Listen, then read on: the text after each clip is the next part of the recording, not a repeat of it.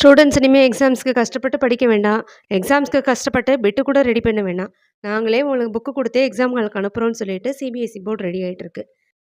இப்போ சிபிஎஸ்இ போர்ட்ல open book exam இந்த வருஷம் அனௌன்ஸ் பண்ண போறாங்க. இந்த ஓப்பன் புக் எக்ஸாம் ஒரு சோதனை முயற்சியா 9th, 10th அப்புறம் +1, +2 இந்த 4 கிளாஸஸ்க்கும் நடக்க இருக்கு.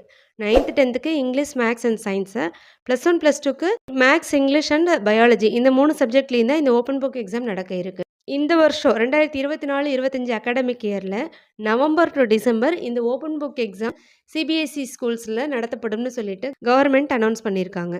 சரி, இந்த ஓப்பன் புக் எக்ஸாம்னா என்ன? அது ரெகுலர் எக்ஸாம்லேருந்து எப்படி வேரி ஆகுதுன்றத பார்க்கலாம். முதல்ல ரெகுலர் எக்ஸாம் என்ன பண்ணுவோம்? யூசுவலா டீச்சர்ஸ் வந்து போர்ஷன்ஸ் கவர் பண்ணுவாங்க. அந்த போர்ஷன்ஸ்லேருந்து டீச்சர்ஸ் கொஸ்டின் செட் பண்ணுவாங்க.